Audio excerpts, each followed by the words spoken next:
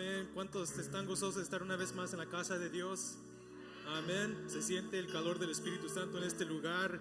Y qué hermoso es venir a la casa de Dios y sentir que Dios está aquí en su pueblo. Porque sabía que puede llegar uno, cantar y hacer todo lo demás, pero si no está la presencia de Dios, pues de nada vale la pena. Es algo triste, me imagino, llegar semana tras semana, pero no sentir la presencia de Dios, o que Dios no visita su iglesia. Pero le damos gracias a Dios que hemos tenido un hermoso tiempo como iglesia en adoración. Amén. Hemos rendido nuestras ofrendas, nuestras alabanzas, y ya han llegado a su trono como una fragancia agradable, dice la palabra de Dios, y el entorno ha derramado su Espíritu Santo sobre su iglesia y se siente ese Espíritu Santo en este lugar. ¿Cuántos dicen amén? Amén. Les doy gracias a Dios por esta oportunidad que se me ha presentado una vez más. Como dijo el pastor, hace unas semanas atrás me pidió que le ayudara, o que si estaba dispuesto a ayudar en esta capacidad.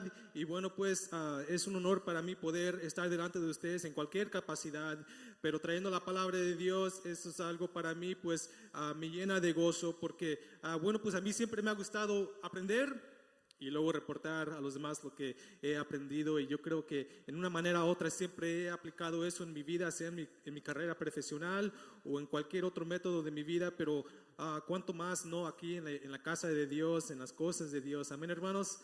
Les prometo, voy a ser breve. Sé que los músicos, el grupo de alabanza sale antes de tiempo. Les digo de antemano que voy a tratar de ser breve, sino a la misma vez siendo guiado por el Espíritu Santo. Así como estamos de pies, hermanos, vamos a ir al libro de Primera de Samuel, capítulo 4, y por los que traen su Biblia, si no la tiene, igualmente aquí va a estar proyectada acá arriba, me imagino, y vamos a ir al versículo 2. Del versículo 2 en adelante. Este es el versículo de enfoque a mi mensaje. Es un mensaje extenso, muy detallado, pero pues se dice, como dicen ahí las mamás, esto es la vitamina del caldo. Es mi área de enfoque y quiero lo más compartir este mensaje que Dios ha puesto en mi corazón. A veces, disculpen, ay Dios, pensé que iba a salir muy calladito y pensé que iban a bajar aquí el micrófono. Así pasa a veces, hermano. Lo hice al propósito, nomás para que se me quiten los nervios. Versículo 2, cuando lo tengan, digan un amén, hermanos. Cuando el pastor me pidió que le ayudara en esa capacidad, tenía otros mensajes en mente que yo quería compartir. Estaba yo, se puede decir, preparando, pero el Espíritu Santo me empujaba a esta porción de la Biblia. Y bueno, pues lo importante es siempre ser guiados y sensibles al Espíritu Santo. Amén. Y mientras yo trataba de enfocarme en otras porciones de la Biblia, en otros mensajes, el Espíritu Santo me seguía trayendo para acá, a esta porción de la Biblia. Y bueno, pues yo les admito una cosa: si alguna persona fue edificada, ministrada, amén, por el Espíritu Santo, fui yo. Amén. Antes de entregar este mensaje a la iglesia, el primer beneficiado fui yo, Fernando Flores Jr. Y bueno, pues qué honor poder traer este mensaje al pueblo de Dios.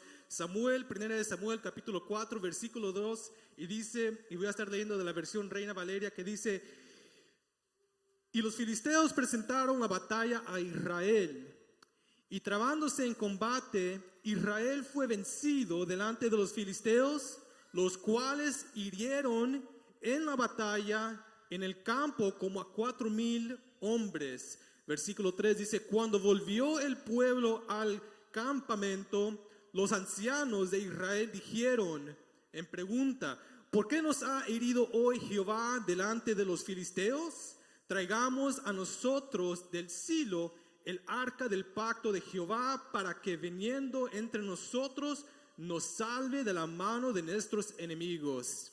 Amén. Cerremos nuestros ojos y oremos. Señor Jesucristo, venamos delante de ti, dándote toda honra y gloria, Señor, porque tú eres bueno. Hemos tenido un hermoso tiempo como iglesia alabándote, entregando nuestras ofrendas de adoración que ciertamente han llegado a tu trono como una fragancia agradable, y tú has respondido, tú has derramado de tu Espíritu Santo sobre tu pueblo esta mañana. Te doy gracias, Señor, porque se siente tu Espíritu Santo en este lugar, tu Espíritu Santo que transforma, que edifica, Señor, que transforma y trae salvación, Señor, que habla a su pueblo hasta el día de hoy. Te damos gracias, Señor. Ahora pues pedimos que entremos a esta porción de la palabra, que seamos sensibles a tu Espíritu Santo, que podamos abrir nuestra mente, nuestro corazón, nuestro oído y recibir lo que tú tienes para nosotros el día de hoy, que podamos ser edificados, Señor, que podemos ser edificados, Señor, y bendecidos por medio de tu palabra santa, Señor.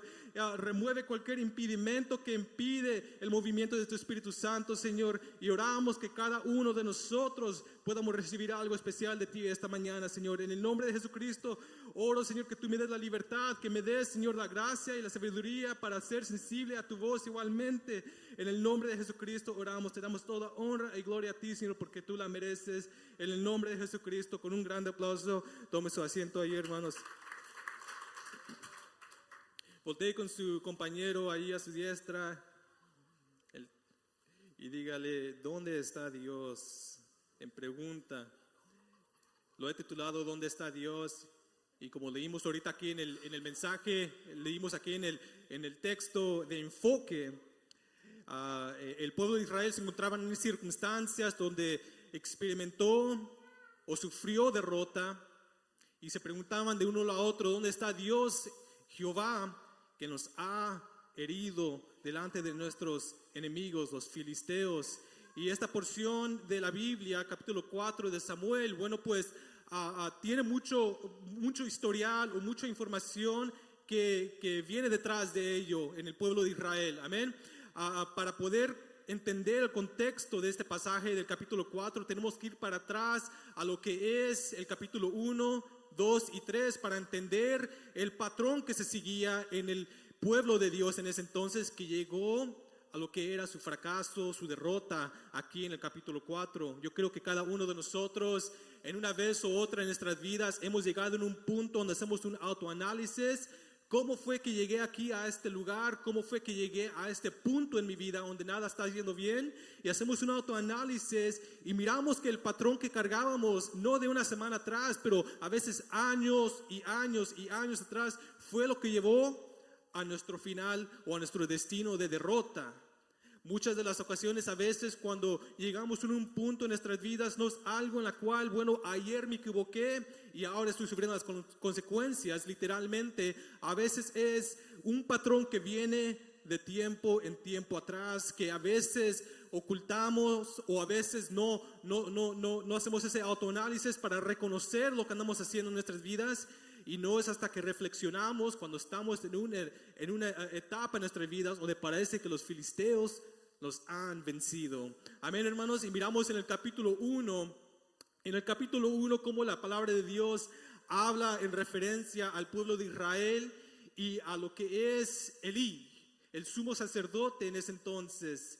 Y la palabra de Dios habla que Elí era un hombre, un sumo sacerdote que servía en el templo, que era temeroso de Dios, pero al igual la palabra de Dios menciona a sus dos hijos, Ofne y Fení, si lo estoy pronunciando bien, que eran hijos que andaban viviendo una vida de pecado. Eran hijos que andaban viviendo una vida de blasfemia contra Dios. Amén. Y parece como que no era algo ocultado, en la cual se escuchaban los rumores y la gente preguntaba, ¿has escuchado de los hijos del pastor cómo se están portando? Era algo que todos conocían que andaba ocurriendo en el templo. Los hijos de Elí andaban comportándose de tal manera contra Dios, y parece como que Elí no le ponía un alto a este comportamiento. Y lo pongo en contexto nomás para que pongamos nuestras mentes en función. El hijo del pastor Fernando Flores andaba viviendo una vida de pecado, y el pastor no les decía nada. No se me pongan muy serios, hermanos. Hermano Beltrán no me mira así, hermano, pero me pone mucho de nervios. El pastor me dice, trata de mirar a la congregación para que no te mires muy así como que te estás escondiendo, pero miro para arriba y miro como que me echan ojos, y no, mejor les voy a predicar desde aquí. O predico en la casa y lo pongo ahí en el live para que ustedes me miren ahí en el Facebook Live mejor. No, y dice la palabra de Dios que estos dos hombres vivían una vida de blasfemia y pecado contra Dios, y Elí parece como que estaba al tanto de ellos, pero no les decía nada. Y dice la palabra de Dios en el capítulo 2, entonces vino un hombre de Dios, no lo menciona por nombre, simplemente lo identifica como un hombre de Dios que viene y se dirige a Elí. Por medio de Dios, Dios levanta a este hombre, un profeta que viene y habla a Elí y le advierte. Dios sabe lo que está pasando. O sea, no hay nada que puedas ocultar de los ojos de Dios. Dios no puede ser burlado. Y dice la palabra de Dios que entonces este hombre habla profecía o palabra de Dios por medio de él. Y le dice a Elí, en otras palabras, Dios está al tanto de lo que está pasando en el pueblo de Israel y el pecado en tu casa. Y dice la palabra de Dios que este hombre entonces le dice a Elí, vendrá juicio a la casa de tus hijos, Ofni y Finés, y en otras palabras le dice, te cortaré tus manos, no literalmente, pero le dice, cortaré tus manos, en la cual diciéndole en otras palabras, Elí, eres el último anciano en tu generación, en tu familia, que servirá en el templo. O sea, después de ti, después de tu muerte y la muerte de tus hijos, del juicio que viene a tu casa, no habrá nadie más en tu generación, en tu línea de tu familia, que servirá en el templo. Imagínense nomás recibir tal noticia, y la palabra de Dios dice que Dios hablando por medio de este hombre, y igual parte de su mensaje era, y no habrá nada, ningún sacrificio, ninguna ofrenda que podrás presentar que cambie lo que Dios ya ha establecido o dicho. O sea, no importa cuánto ores, no importa qué cambios drásticos hagas, Dios ha hablado y va a acontecer lo que viene por delante de ti. Y yo me imagino que después de esto, Elí entonces vivía una vida muy insegura, yo me imagino. Yo me imagino que después de esto su autoestima cayó y su autoestima empezó a derrumbarse y empezó a comerlo a él vivo. ¿Cuántos de nosotros quizás no hemos escuchado una palabra quizás de un padre o quizás una, se puede decir, una autoridad del trabajo que dice, mañana quiero hablar contigo, o tengo que hablar contigo, recuérdame, y uno se queda como, ¿de qué ya está hablando? Ya empieza a empezar lo peor, amén. Y uno ya quiere que ya tenga esa plática con tal persona para que ya se quite ese estrés de encima.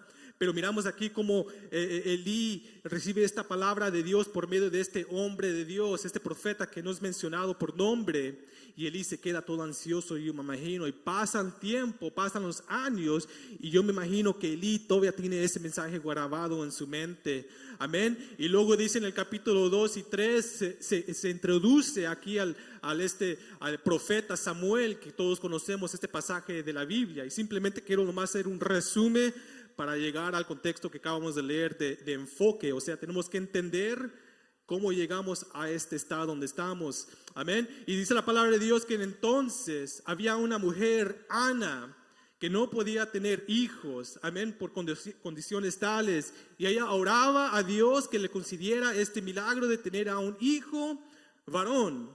Y la palabra de Dios dice que Dios escuchó y él contestó su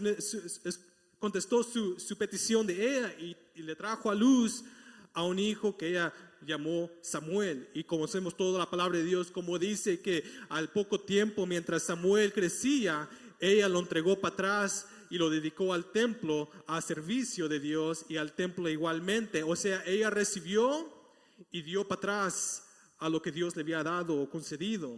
Amén. ¿Cuántos dicen amén, hermanos? Y hay un proverbio en el mundo, no es un proverbio que encontramos aquí, pero tiene mucho sentido, que dice, la generación de hoy planta la semilla del árbol y la generación de mañana disfruta la sombra. Amén. Y aquí miramos cómo Ana siembra esa semilla para el pueblo de Israel. Y mientras avanzamos aquí en las escrituras de este libro de Primera de Samuel, miramos cómo el pueblo de Israel entonces goza o beneficia de lo que es esa semilla que sembró ella. Amén. Y lo miramos por todo lo que es el libro de Samuel. El libro de Samuel es lleno de mucho conocimiento, Por si no lo sabía, en el Nuevo Testamento, cuando Jesús o el apóstol Pablo refería o predicaba acerca de las Escrituras, la ley y los profetas, estaban refiriendo al libro de Samuel, al que tenemos aquí delante de nosotros. Entonces, para entender el contexto, tenemos que empezar desde el principio, primera de Samuel. Y miramos cómo entonces este muchacho, Samuel, este niño en ese entonces, es presentado y dedicado a lo que es el templo, al servicio de Dios. Y la palabra de Dios dice, mientras él crecía, él todavía no conocía de Dios. O sea, la palabra de Dios, las escrituras todavía no eran reveladas a él. Pero dice que en su temprana edad, él ministraba a Dios en el templo. Amén. Y dice la palabra de Dios que en ese entonces, la voz de Dios era raro de escuchar. O sea, no era un acontecimiento que pasaba usualmente o muy comúnmente. Dice la palabra de Dios que la voz de Dios a su pueblo en ese entonces era raro que se escuchara. O sea, Dios no hablaba mucho a su pueblo, y no es porque Él no tenía mucho que decir, o no era porque no tengo nada que decirte a hoy, sino porque el pueblo de Dios estaba en una etapa donde no quería escuchar la voz de Dios. O sea, Dios siempre tiene algo para su pueblo, pero la pregunta igualmente es si su pueblo está dispuesto a escuchar lo que Dios tiene para ellos. Dios siempre tiene algo para su pueblo para decirnos, pero si yo no abro mi oído, bueno, pues salgo domingo tras domingo sin ser bendecido, sin ser edificado, sin ser llenado del Espíritu Santo, o una palabra que haya llegado a mi vida. Amén. ¿Cuántos quieren abrir el oído para poder recibir algo de Dios? Dios tiene algo para su iglesia el día de hoy. Y dice la palabra de Dios que entonces, mientras Samuel crecía en el templo, todos conocemos este pasaje en el capítulo 3, todos conocemos este pasaje de la Biblia, que Samuel durmiendo una noche, dice la palabra de Dios que Dios entonces le habló por nombre, Samuel. Y Samuel, sin conocer, sin estar más, sin conocer, pues él fue allí con Elí y le dijo, ¿me has hablado? Y miramos que Elí lo manda para atrás y dice, yo no te hablé, vete para atrás a tu recámara, sigue descansando. Y parece que esto ocurre 3 veces más. Samuel, y cada vez este muchacho va allí con Elí a presentarse a sus órdenes, pero Elí reconoce que lo que él está escuchando es ciertamente la voz de Dios. Yo me imagino que en este entonces, al darse cuenta que Dios está tratando con la vida de Samuel, yo me imagino que Elí empezó a reflexionar y a darse cuenta, quizás Samuel es mi reemplazo.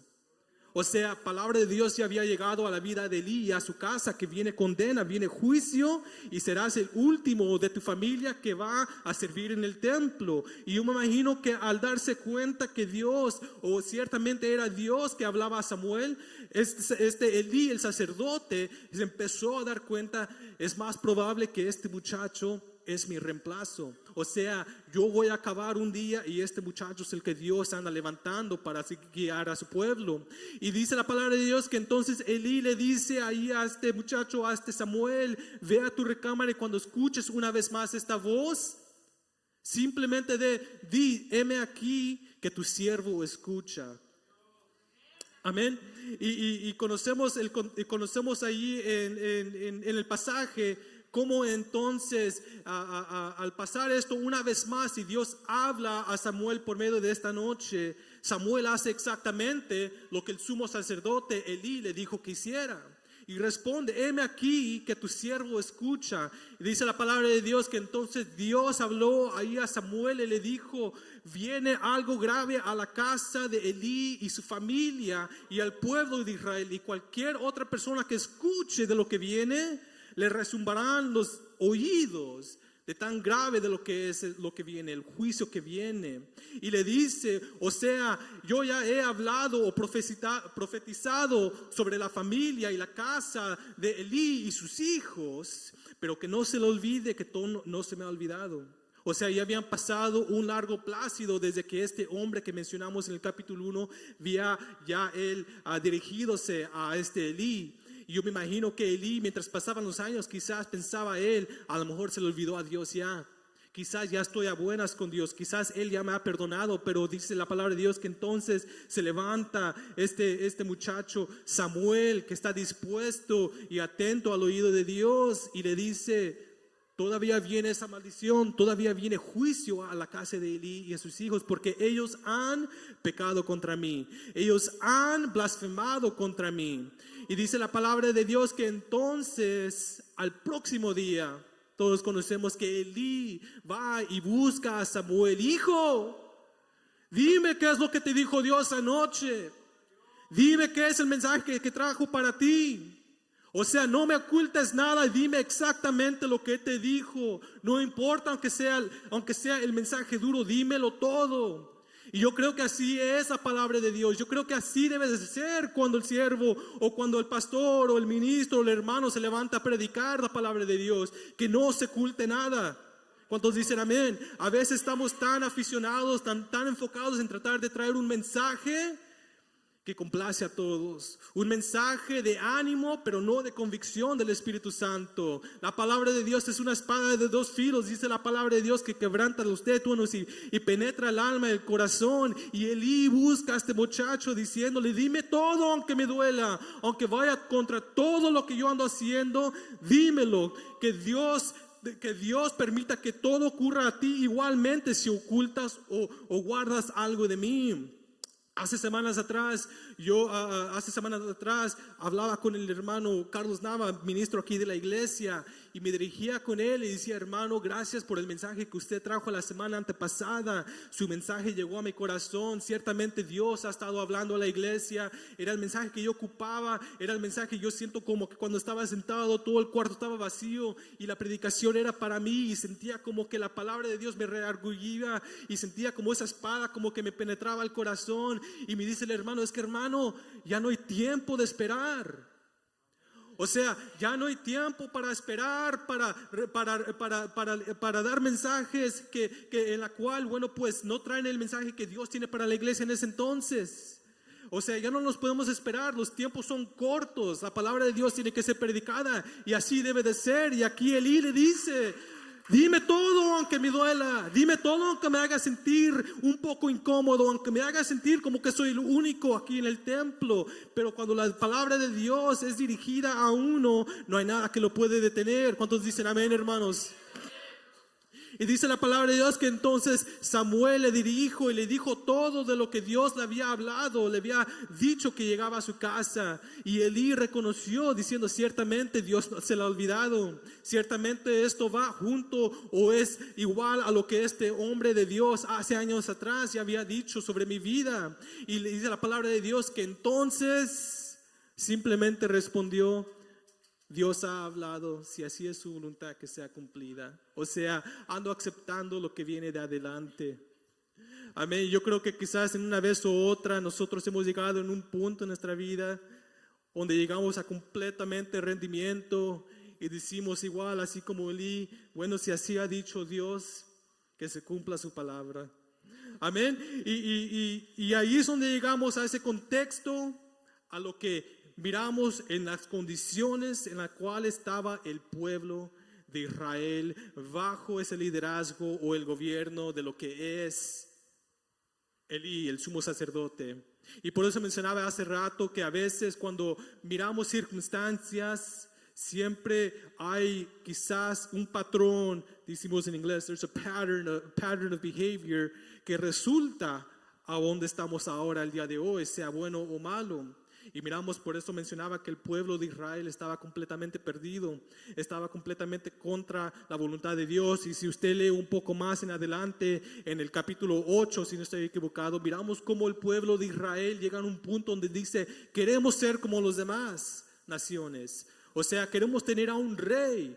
Y lo que tenía el pueblo de Israel en ese entonces de ventaja, que lo que lo hacía distinto a las demás naciones, es que ellos eran gobernados directamente por Dios, que hablaba por medio de sus sacerdotes. Pero ellos querían a un rey y Dios se los concedió como ellos querían, pero no se daban cuenta que sus fuerzas venían directamente de Dios. Y miramos como Dios ya les había Él prometido a su pueblo que mientras ellos caminen rectamente y en obediencia, nunca verán lo que es derrota delante de sus enemigos. Y luego llegamos aquí al capítulo 4, el pasaje de enfoque, y empiezo con el versículo 1 que dice: por aquel tiempo salió Israel a encontrar en batalla a los filisteos y acamparon junto a Benezer. Y los filisteos acamparon a Efec, hacia el norte. Y los filisteos presentaron la batalla a Israel. Y trabándose en el combate, Israel fue vencido delante de los filisteos, los cuales hirieron en la batalla en el campo como a 4,000 hombres. Versículo 2, ahí dice del 1 al 2. Cuidado mamá, cuidado papá, cuidado joven con el pecado que introduces a tu vida. No vaya a ser que el día de mañana tus hijos, tus seres queridos, sean los que cosechen las consecuencias detrás de ello. No sea que Dios entonces traiga la mano de ira sobre tu casa por tu pecado que introduces a tu vida. Y aquí miramos como el pueblo de Israel desde un inicio introdució ese pecado por medio de la casa de Elí y sus hijos. Y ahora el pueblo de Israel se encuentra batallando. Ahora el pueblo de Israel se encuentra en derrota. Ahora el pueblo de Israel se encuentra cosechando las consecuencias del pecado que se introdujo a la casa. Por eso digo, cuidado hijo, cuidado hija, hablando de los hijos, de los padres, cuidado padres, de cuál es el pecado que introduces o del pecado que introduces a tu casa. No vaya a ser que el día de mañana tu familia, tus hijos caigan en derrota delante de los filisteos. ¿Cuántos dicen amén, hermanos? Es palabra de Dios, hermanos. Aunque lo crea, alguien más se levantará y predicará y será el mismo mensaje. No vaya a ser que el día de mañana los filisteos nos ganen en derrota por medio o a consecuencia del pecado de nuestra casa. Y dice la palabra de Dios: cuando volvió el pueblo al campamento, o sea, se retiraron y fueron para atrás a sus headquarters, al campamento. Cuando volvió el pueblo al campamento, los ancianos dijeron, o sea, se les prendió una grande idea, dijeron: ¿por qué nos ha herido hoy Jehová delante de los filisteos? Si Él ya los había prometido victoria delante de nuestros enemigos, sino en cuando condiciones estuviéramos caminando en obediencia de Él. Si algo se les había olvidado, es que no estaban ellos consultando con Dios. O sea, la palabra de Dios en el capítulo 3 y 2 ya decía que Samuel era un profeta de Dios. Dice la palabra de Dios que todo el pueblo lo reconocía a él como un profeta de Dios, que él hablaba o que Dios hablaba por medio de Samuel y que lo que decía por medio de Samuel acontecía. O sea, profetizaba y llegaba a luz lo que decía él por medio de lo que decía Samuel, lo que decía Dios por medio de Samuel. O sea, había un respaldo de Dios detrás de las palabras que salían de su hijo, de este profeta. Pero miramos aquí como el pueblo de Israel salió a batalla, se encontró en derrota y se preguntaban ellos mismos: ¿por qué Dios nos ha vencido? ¿Por qué nos ha dejado o ha dejado que nos hieren los filisteos el día de hoy? Digo en resumen. Y en vez de ir y consultar, decir, bueno, pues hay un muchacho Samuel, un hijo de Dios que puede hablar a Dios y él quizás nos podrá decir qué es lo que tenemos que hacer. En vez de consultar con Dios, en vez de buscar el rostro de Dios, dice la palabra de Dios que se les ocurrió la gran idea de traer el arca del pacto, el arca de Dios al campo. Dice el versículo 3, cuando volvió el pueblo al campamento, los ancianos de Israel dijeron: ¿por qué nos ha herido hoy Jehová delante de los filisteos? No consultaron con Dios, no buscaron la presencia de Dios, no buscaron una respuesta de Dios. Ellos inmediatamente recurrieron a un plan B en sus vidas. Recurrieron a una última opción. Y dice la palabra de Dios: ¿por qué nos ha herido hoy Jehová delante de los filisteos? Traigamos a nosotros del Silo el arca del pacto de Jehová, para que viniendo entre nosotros nos salve de las manos de los enemigos. O sea, no hay que buscar llenura del Espíritu Santo, no hay que buscar el rostro de Dios, simplemente hay que traer la Biblia y hay que esperar por lo mejor. Tenían a Dios en segundo lugar, tenían a Dios como un plan B en sus vidas. Dice la palabra de Dios que entonces y vino al pueblo al Silo y trajeron de allá el arca del pacto de Jehová de los ejércitos, que moraba entre los querubines, y los dos hijos Elí y Ofni y Finés, estaban allí con el arca del pacto de Dios. Y sigue diciendo el versículo aquí en el 5, dice: aconteció que cuando el arca del pacto de Jehová llegó al campamento, todo Israel gritó con grande júbilo, que la tierra tembló. Por eso mencionaba hace rato, ¿sabía que podemos estar en la iglesia y tener un buen tiempo en alabanza? Pero si no buscamos el rostro de Dios y Dios no está aquí, dice la palabra de Dios dice que simplemente somos como un símbolo resonante delante de Él. O sea, se escucha bonito, pero Dios no está allí. Y no sé de usted, hermanos, pero yo no quisiera llegar domingo tras domingo y que Dios no esté en su casa, que Dios no esté aquí, que su Espíritu Santo no esté aquí, porque simplemente sería todo un circo, se puede decir. Todo un teatro, todo muy bonito, muy adecuado, todo quizás muy organizado, pero Dios no está en su casa, Dios no está en su pueblo. Y así la palabra de Dios dice que fueron los israelitas y trajeron el arca del pacto de Dios, de Jehová de los ejércitos, y la trajeron al campo de la batalla. Y dice ahí la palabra de Dios en el versículo 5: aconteció que cuando el arca del pacto de Jehová llegó al campamento, todo Israel gritó con grande júbilo, que la tierra tembló, aparentó como que había algo por venir. Y cuando, versículo 6, cuando los filisteos oyeron la voz de júbilo, dijeron, preguntándose, diciendo: ¿qué voz de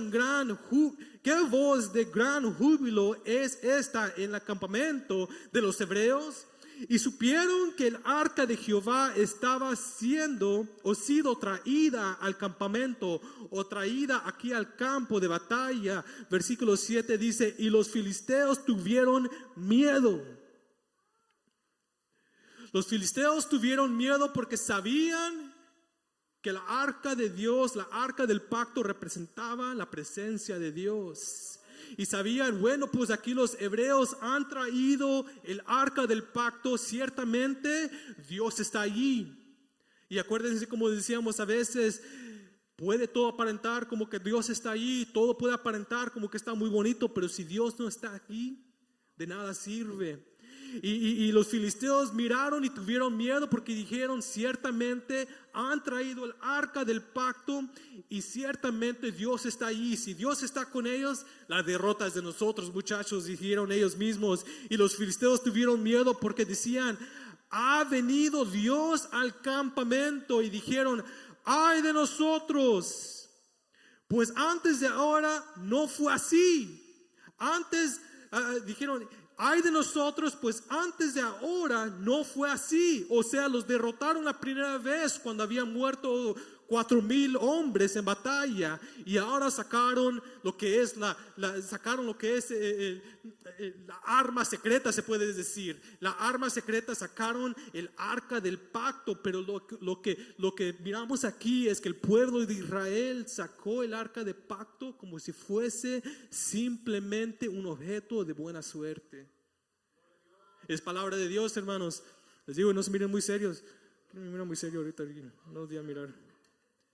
Sacaron el arca de pacto como si fuera un objeto de buena suerte. O sea, llegó el problema a la casa del hermano Fernando Flores Jr. Llegó el problema: mujer, ¿y la Biblia? Y sacó la Biblia y la empolvó toda, la sacó. Y la sacó como si fuese simplemente un objeto de buena suerte. Llegó el problema a la casa del hermano Fernando Flores Jr. y fue y buscó la Biblia entre la cajuela del carro. Llegó el problema a la casa del hermano Fernando Flores Jr., a su matrimonio, y fue y buscó a la Biblia allá en un burón que nunca se abre, allá en el garaje entre las cajas de storage. Y pensó que iba a hacer un cambio, que simplemente teniendo esta arma como objeto de buena suerte, de repente todo se iba a resolucionar. Y así no trabaja Dios, hermano, hermana, querido visitante. Dice la palabra de Dios que Él quiere ser el único, quiere ser primero en tu casa, en tu vida. Él no es un objeto de buena suerte. Dice que los filisteos allá luego en el Nuevo Testamento le dijeron a Dios, a Jesús, ¿cuál es el mandamiento más sobre todos los otros mandamientos? Jesús les respondió: amarás a Dios con todo, Jehová tu Dios, con todo tu corazón y con todas tus fuerzas y con todas tus almas.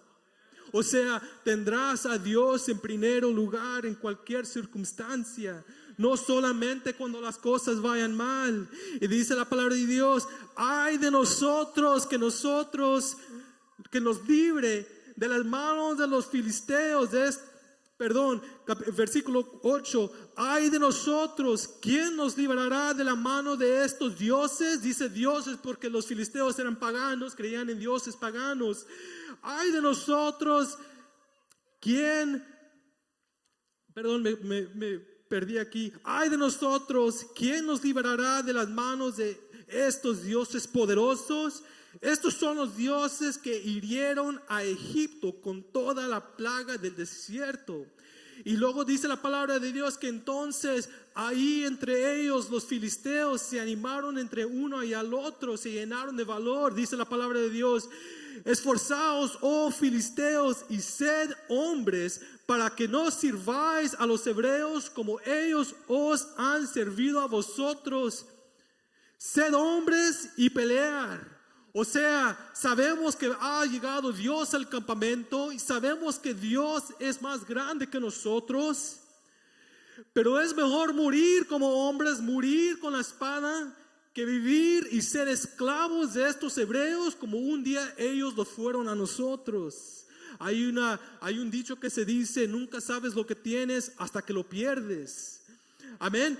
Nunca no sabes lo que tienes hasta que lo pierdes. Y ahí los filisteos reconocían quién era Dios aún más que los propios hebreos, aún más que el pueblo de Israel, porque el pueblo de Israel tenía a Dios simplemente un concepto que era buena suerte, era un objeto de buena suerte. O sea, cuando yo le pido algo, Él lo va a hacer, como un genie. ¿Se han visto un genie, un genio?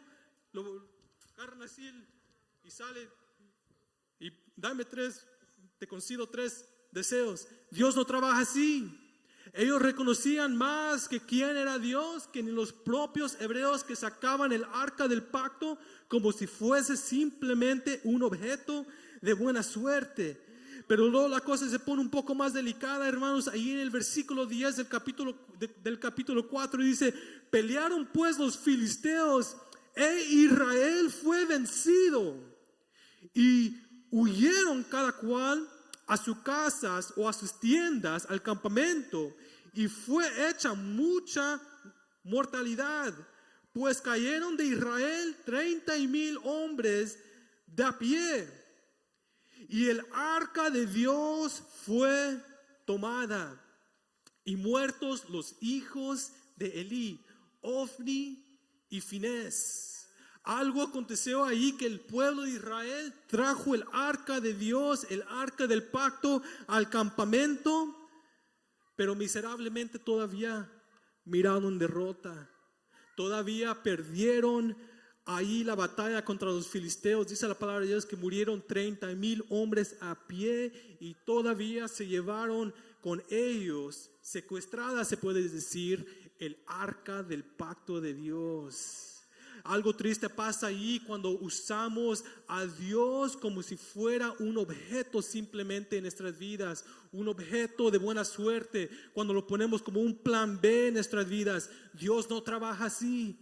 Llegó el problema a la casa del hermano Fernando, y simplemente me pongo yo como un ejemplo porque es lo correcto que hacer.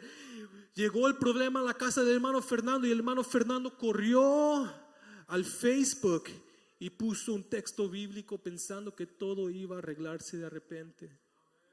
Llegó el problema a la casa del hermano Fernando Flores Jr. y fue a las redes sociales y puso mensajes bonitos de la Biblia, pero su corazón no estaba contrito y humillado delante de Dios. Dios no trabaja así, hermanos. Pondrás cualquier texto que quieras en las redes sociales, pero vas a pelear y vas a ser vencido por los filisteos si no buscas la presencia de Dios, si no buscas el favor de Dios. De nada nos sirve tener el arca del pacto, pero si tenemos a Dios como en segundo lugar, si lo tenemos como un plan B, vamos a conocer derrota delante de los filisteos. Y así tristemente pasa, y lo digo con mucha convicción, con mucho cuidado. He visto hermanos, hermanas de años atrás, que desde que crecí en el evangelio, que el día de hoy no están aquí. ¿Por qué? Porque pusieron a Dios en segundo lugar. Conozco hermanos, hermanas jóvenes que están perdidos en las drogas, en las adicciones, en las pandillas. ¿Por qué?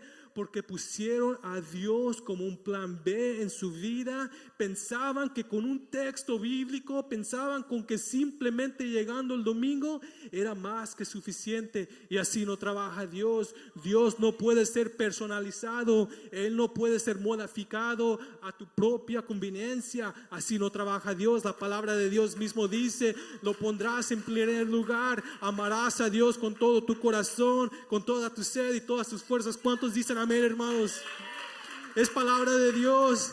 Que Dios nos libre de vivir una vida poniendo a Dios en segundo lugar, porque ciertamente es una vida donde vamos a reconocer lo que es la derrota delante de nuestros enemigos. Salieron a la batalla y no consultaron con Dios, no consultaron con el siervo de Dios a esperar qué es lo que Dios tenía para ellos. Simplemente se guiaron por sus propias prudencias, por sus propias fuerzas, y miramos cómo allí batallaron y perdieron la batalla contra los filisteos. Me acuerdo hace tiempo atrás, y lo digo como una experiencia a lo más un poco chistosa, pero al igual muy grave, porque luego yo la experimenté con alguien que yo entrené. Pero cuando yo estaba siendo entrenado en mi capacidad de policía que hice por 8 años, cuando yo andaba siendo entrenado, tenía 23 años. Yo aquí miro a muchos de 23 años. Me acuerdo que en ese entonces el estrés era tan grande a veces en lo que es el oficio, que después de arrestar a alguien y procesarlo en la cárcel, dejé mi pistola, en mi arma de fuego en un contenedor donde se tiene que poner ahí, laquear, y ya cuando sales de la cárcel la abres y te la pones para atrás y te vas en tu auto. Y me acuerdo que después de hacer ese procedimiento, ese proceso, se me olvidó mi arma. Pero yo salí pensando que tenía mi arma, o pensando que no me faltaba nada, y pegué otra vez en las calles con mi entrenador en el carro conmigo, que me andaba evaluando, me andaba entrenando, y hice una parada de automóvil de noche, y gracias a Dios todo fue muy bien. Fui y hablé con esa persona por cualquier razón, y me di, y le di un ticket. No sé si le di un ticket o no, pues no era yo mucho de tickets, pero de todos modos. Y luego al terminar me dice mi entrenador: ¿cómo crees que hiciste en este proceso ahorita?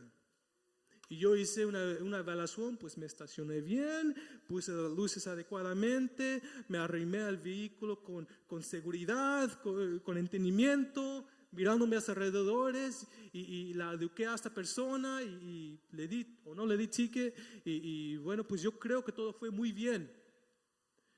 Me dijo: sí, todo fue muy bien, cualquiera hace eso. No se necesita un genio para poder hacer esto. ¿Cómo crees que hiciste? Bueno, pues yo pienso que hice muy bien. ¿Y tu arma? ¿Ah? ¿Cómo que mi arma?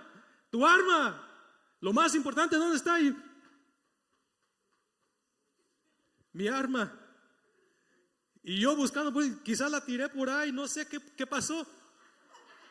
Y me dice el entrenador: yo desde lejos supe que no tenías tu arma. Es más, desde que salimos de la cárcel, supe que no tenías tu arma. Yo lo más andaba esperando hasta que te dabas cuenta cuando ibas a reaccionar. No tengo mi arma. Y me dice, yo de todos modos he estado preparado por si algo pasa, yo te puedo defender a ti, porque tú no tienes tu arma, seas policía o no, tengas todas las otras herramientas. Cuando ocupes tu arma y no la tienes, de nada te sirve tener el carro con todas las herramientas, tener tu carro posicionado correctamente con todas las luces. Si no tienes tu arma, de nada te sirve. Y yo me quedé pensando en ese momento, güey, me van a correr, mamá. No estaba casado todavía. Mamá, hazme rumbo otra vez ahí en la casa haciendo. Así es el caminar con Dios. Aquí miramos el pueblo de Israel. Salió confiado con sus propias pertenencias, confiado en sí mismo. Y la arma principal no la tenían. O sea, el arca de Dios es mucho más que un objeto. Ellos tenían el arca de Dios como si fuera simplemente un objeto, pero no tenían la presencia de Dios con ellos, simplemente tenían un arca. Y luego me acuerdo que tiempo después, pues le doy gracias a Dios que aprendí de esa experiencia, y tiempo después ocurrió lo mismo conmigo, yo entrenando a alguien más. Este joven me dice, oye, comiendo desayuno una mañana ahí en un café, y me dice, ¿cuándo es cuando me dan las balas? O sea, ¿cuándo, hasta qué punto es cuando me dan balas ustedes para mi arma? ¿Qué? ¿Tienes tu arma ahorita pero no tienes balas? Sí, no, pues yo pensaba que pues cuando me dicen, pues haces bien, pum, ahí te va una caja de balas, te las mereces. Y yo, no, deja ahí tu café y vámonos ahorita a la estación de policías. ¿Cómo que no te dieron tu...? Y ya lo agarramos porque es crítico tener la herramienta correcta para que cuando lleguen los filisteos no caigamos derrotados. Y lo pongo en el contexto de lo que es la palabra de Dios. O sea, no podemos venir a la casa de Dios y salir siendo el mismo, siendo la misma, sin ser guiados por el Espíritu Santo, porque caemos en un gran error, caemos en una grande riesga, que cuando se presentan los filisteos a retarnos en batalla y simplemente sacamos la Biblia como si fuera un objeto y pensamos que de repente la victoria es de nosotros, y así no trabaja Dios. Así no trabaja Dios. ¿Se acuerdan cómo antes en las películas antiguas de horror llegaba el Drácula o el vampiro Drácula, y que hacía la gente? Sacaba un crucifix con el ajo aquí colgando, y el vampiro se derretía. Así no trabaja el diablo. El diablo conoce bien quién es Dios, y él sabe cuando Dios está presente. Así como los filisteos reconocían que Dios había llegado. Pero algo triste pasa, que cuando no estamos con Dios, cuando no estamos llenos de su presencia, estamos expuestos a que llegue el filisteo, que llegue el enemigo y nos robe de la presencia de Dios, de nuestras casas, de nuestras vidas. Dice la palabra de Dios, continuando en el 12, dice: y corriendo de la batalla un hombre de Benjamín, o sea, un hombre de la tribu de Benjamín, y corriendo de la batalla un hombre de Benjamín llegó el mismo día al Silo, roto sus vestiduras y tierra sobre su cabeza, un acto de desesperación, un acto de diluvio, de dolor. Al romperse su ropa y echarse tierra sobre su cabeza, significa gran dolor, grande diluvio. Y cuando llegó ahí al lugar donde estaba Elí sentado en una silla vigilando junto al camino, porque su corazón estaba temblando por causa del arca de Dios, llegó pues aquel hombre a la ciudad, y dadas las noticias, toda la ciudad gritó, o sea, gritó en temor, en dolor. Ya no era un grito de júbilo como miramos allí en el campo de la batalla. Dadas las noticias del arca y de la muerte y derrota, toda la ciudad gritó, dice la palabra de Dios. 14 dice: cuando Elí oyó el estruendo, dice, entonces el estruendo es una palabra de mucha exclamación. Cuando Elí oyó el estruendo de los gritos, dijo, preguntando: ¿qué estruendo de alboroto es este? Y aquel hombre vino aprisa y dio las nuevas o la noticia a Elí. Era ya Elí de edad de 98 años y sus ojos estaban oscuros, o sea, la vista ya le empezaba a fallar, de modo de que no podía ver. Versículo 16 dice: dijo pues que aquel hombre a Elí: yo vengo de la batalla, he escapado hoy del combate. Y Elí dijo: ¿qué ha acontecido, hijo mío? Una vez más miramos a Elí desesperado. ¿Qué anda pasando? Dime todo, como miramos en el versículo 3 con Samuel. ¿Qué ha acontecido, hijo mío? Dímelo todo, aunque me duela. El mensajero respondió diciendo: Israel huyó delante de los filisteos, y también fue hecha gran mortalidad entre el pueblo. Y también sus hijos Ofni y Finés fueron muertos. Y el arca de Dios ha sido tomada por los filisteos. Y aconteció que cuando él hizo mencionar del arca de Dios, o sea, cuando mencionó que el arca de Dios había sido tomada por los filisteos, por los enemigos, Elí cayó a silla, atrás de la silla, al lado de la puerta, o sea, se cayó de espaldas y se desnucó pegándose en la cabeza y murió.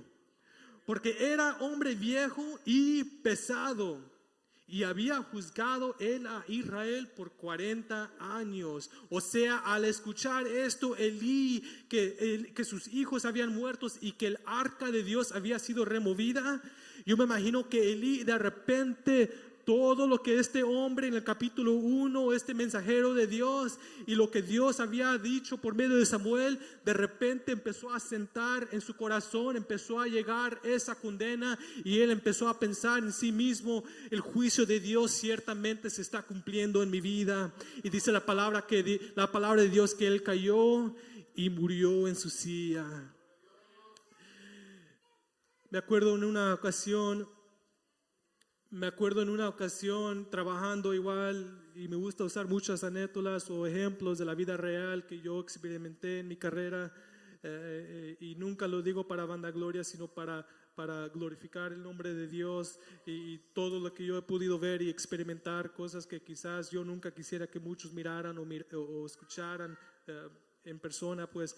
Y me acuerdo en una ocasión llegando a una llamada de emergencias a una casa.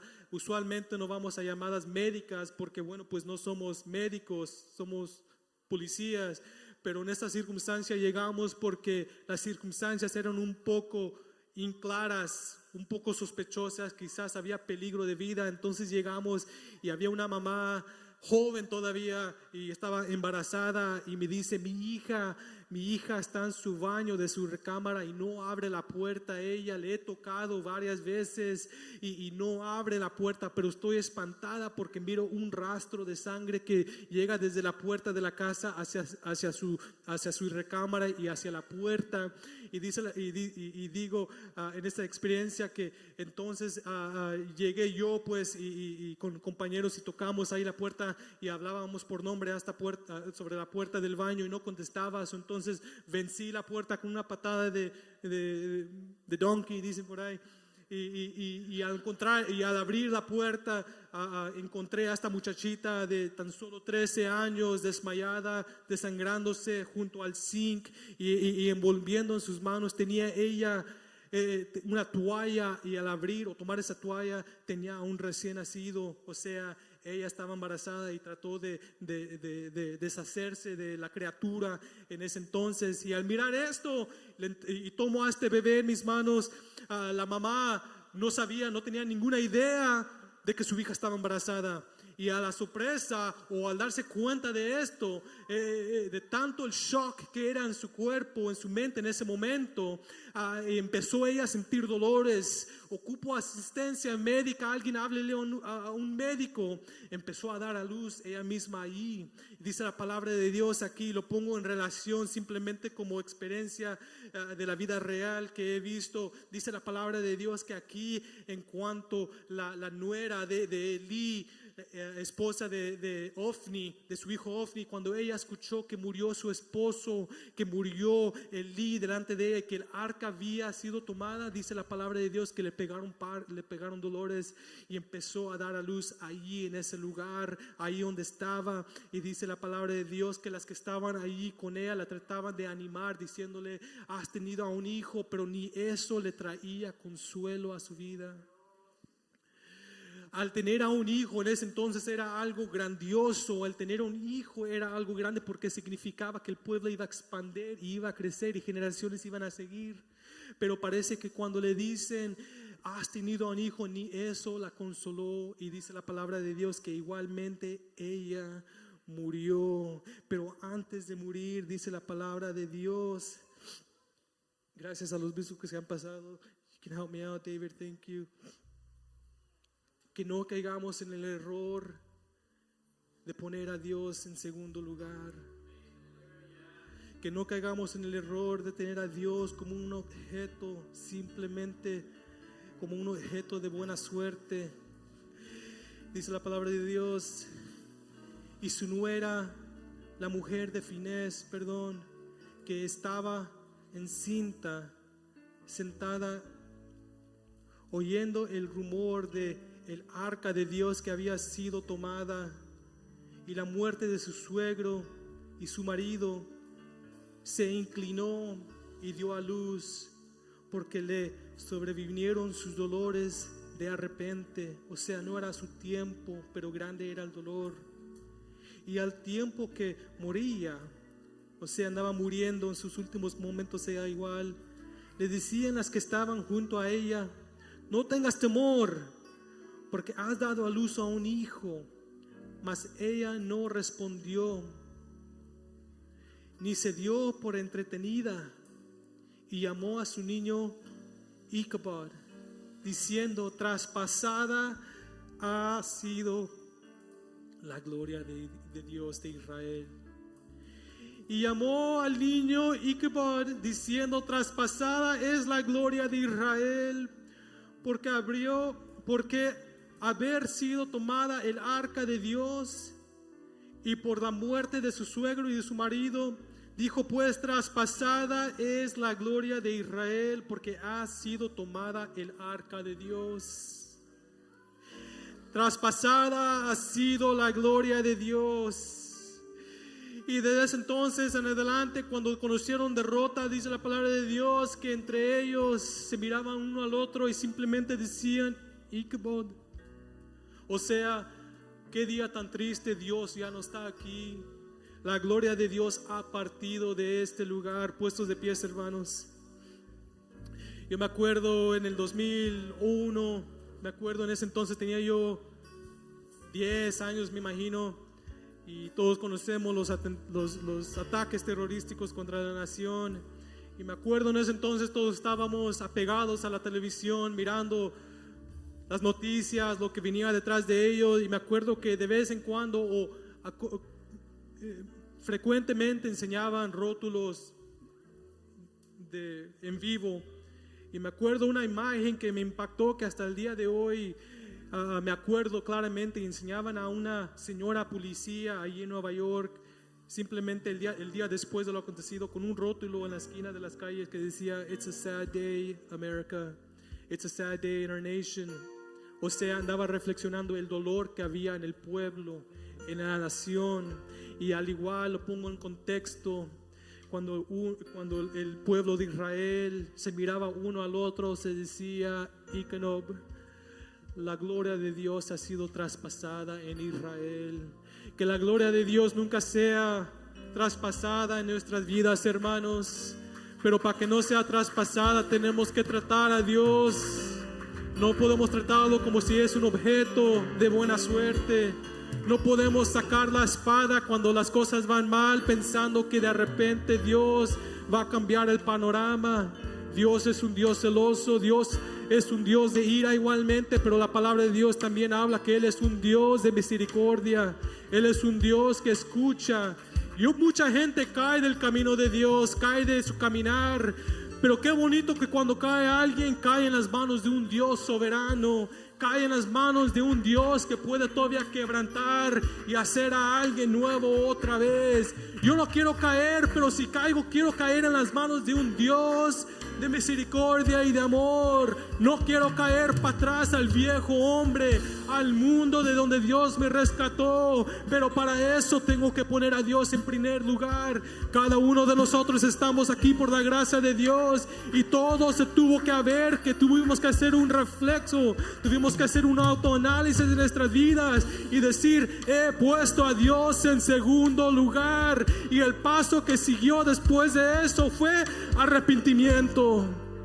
Buscar la presencia de Dios y decir: si yo te he puesto en segundo lugar, yo prometo ponerte en primer lugar desde este punto en adelante. Por eso cada uno de nosotros estamos aquí. Si no, cada uno de nosotros quizás estuviéramos para atrás de donde Dios nos trajo. Traspasada fue la gloria de Dios, pero aún usted y yo seguimos aquí. ¿Por qué? Porque algo pasa cuando el pueblo de Dios se arrepiente y se humilla y busca su guianza de Él. Algo pasa cuando Dios mira a papá y a mamá orando por sus hijos de noche. Algo pasa cuando Dios mira a un siervo de Dios, a un varón contrito y humillado, buscando su favor, buscando arrepentimiento. Yo todavía puedo hacer algo con él. Yo todavía puedo hacer algo con ella, porque se ha humillado, ha buscado perdón de Dios. Este altar está abierto para que los que buscan el rostro de Dios esta mañana.